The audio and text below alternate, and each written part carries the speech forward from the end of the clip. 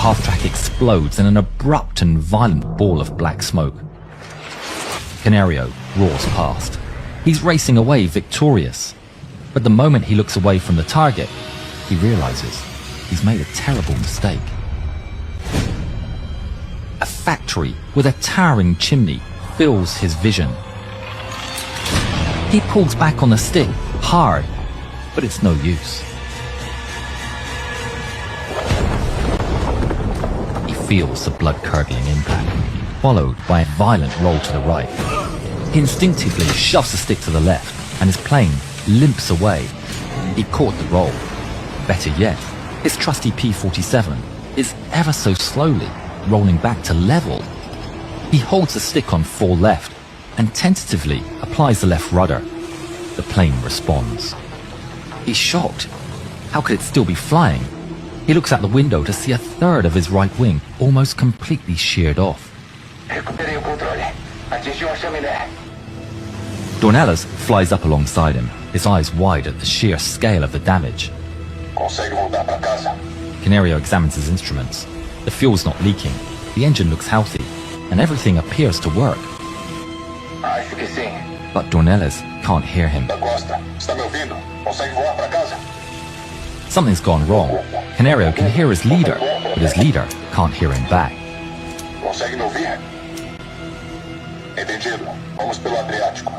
The planes head home together. All the while, Canario is focused on keeping control. Then a transmission comes in. It's the last thing they wanted to see. Two unidentified fighters in the distance, coming right towards them.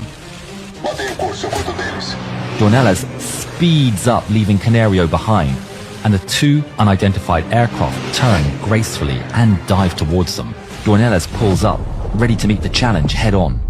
But then he realizes these aren't enemies, these are Spitfires. Dornelas immediately breaks off the attack and shows the side of his aircraft to prove he's a friendly. But it's too late, and the Spitfires power past, with Canario in their sights. The two Spitfires roar towards Canario as he tries desperately to maneuver. There's nothing he can do. Tracers pour out of the Spitfire's wings.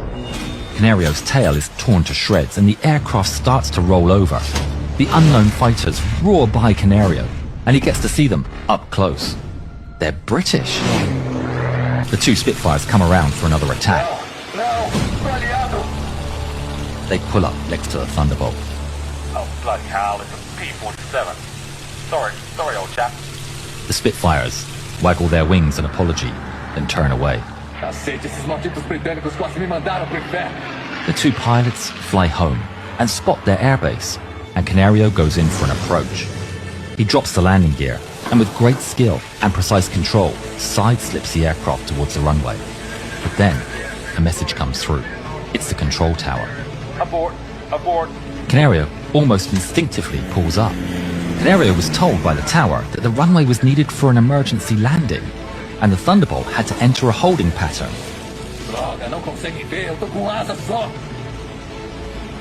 He's forced into several unstable turns over the base, but is finally cleared to land. He hits the ground hard with heavy force, but the landing gear holds strong. Slamming on the brakes, his plane rolls and shakes down the runway. Finally, in a cloud of dust, the P-47, or what's left of it, comes to a halt. Raimundo da Costa Canario would survive the war and return home to Brazil. Incredibly, his aircraft was repaired and served for 50 more missions before the end of the war. Fischer looks at the wreckage burning from above, and to his great relief, he witnesses a figure emerging from the flames, scurrying away. He overflies the scene of the crash and spots his fallen comrade lying down in a drainage ditch. Myers waves at him as he flies past, confirming he's okay, but Fischer knows he's far from safe. The runway is firmly in the Viet Cong's hands. It's surrounded on all sides by enemy forces. Fischer radios their base, informing them of the crash landing, and requests an immediate rescue. Man down. We need a copter. But the reply is disheartening. We'll have one for you in 20 minutes. Okay. Okay, I'm right back on your With all six. his might, Fisher desperately balances defending both Myers and the base soldiers.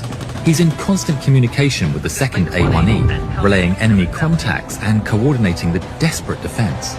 They strafe advancing enemy formations relentlessly and drop their heavy bombs on the most important positions. The two planes keep it up for 10 frenetic minutes. Fisher has run out of bombs and is quickly running out of the 20mm ammo. He radios the base requesting an update on the rescue, only to be told they don't know, and it'll probably be 20 more minutes.